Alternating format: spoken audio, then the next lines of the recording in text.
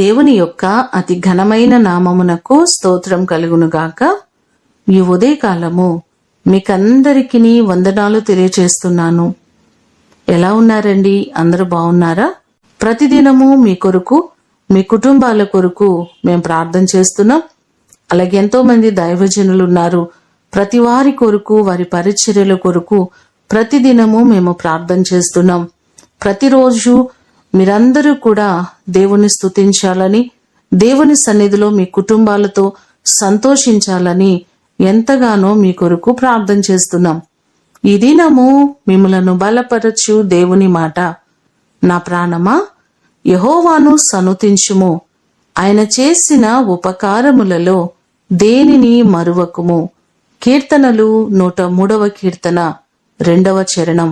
దావీదు భక్తుడు ప్రతి క్షణము దేవుణ్ణి స్తుతిస్తూ ఆయన చేసిన మేలులకు, ఉపకారములకు ఆయనకు కృతజ్ఞతలు చెల్లిస్తున్నట్లుగా ఈ భాగము మనకు కనబడుతుంది. దావీదు జీవితంలో ప్రతి పరిస్థితులలో దేవుడు దావీదును విడిచిపెట్టక కాపాడిన సందర్భాలు బైబిల్లో పలు పర్యాయములు మనకు కనబడుతున్నాయి.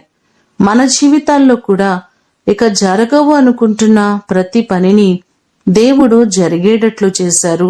గొప్ప కార్యాలు చేసి అద్భుతంగా మనలను ఇప్పటి వరకు నడిపించారు. ఆయన చేసిన ఉపకారములను ఎన్నడూ కూడా మనము మర్చిపోకూడదు. ఎన్నో కార్యాలు చేసిన దేవునికి మనము ఏమివ్వగలం?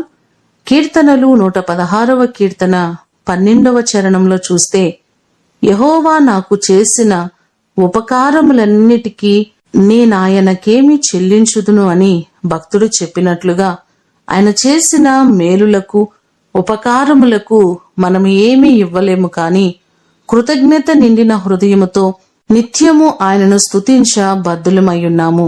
నిత్యము ప్రతి క్షణము ఆయనను స్తుతిద్దాం, ఆయన నామాన్ని ఘనపరుద్దాం. దావీదు వలె మనము కూడా ప్రతి పరిస్థితులలో ప్రభువును స్తుతించి ఆయన నామాన్ని ఘనపరచుదుముగాక. ప్రార్థన చేసుకుందాం. పరలోకమందున్న మా తండ్రి, మీ పాదములకు వందనాలు, స్తోత్రాలు. మా జీవితాలలో ఎన్నో మేలులు, ఉపకారములు ఇప్పటి వరకు మీరు చేశారు ప్రభువా. మీరు చేసిన మేలులకు ఏమిచ్చి మీ రుణాన్ని మేము తీర్చుకోలేము. నిజంగా మరణపాత్రులమైన మమ్ములను మరణములో నుంచి జీవములోనికి దాటించిన దేవుడవు. ఎన్నోసార్లు బలహీనులుగా ఉన్నప్పుడు బలపరిచిన దేవుడవు, స్వస్థపరిచిన దేవుడవు, సమస్యలలో నుండి విడిపించిన గొప్ప దేవుడవు ప్రభువా. నీ కృప చొప్పున నువ్వు చేసిన మేలులన్నిటికీ కృతజ్ఞతలు తెలియచేస్తున్నాం. మా ప్రియులెల్లరినీ జ్ఞాపకం చేసుకోండి.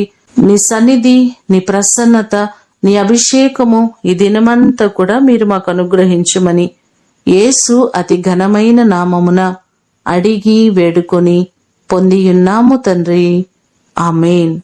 దేవుడు మిమ్ములను దీవించునుగాక.